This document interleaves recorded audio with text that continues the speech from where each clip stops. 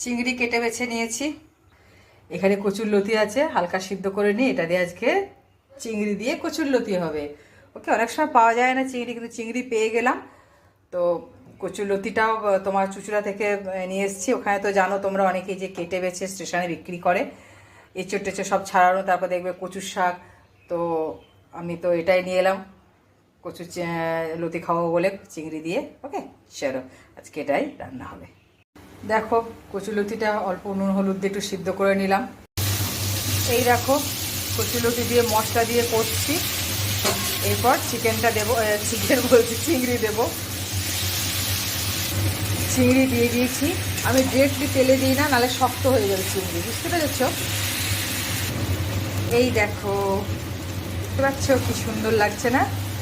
কতটা আসছে ভিডিও যায় না, এখানে অপূর্ব লাগছে। এই যে বোনের জন্য মায়ের বাড়িতে পাঠাবো।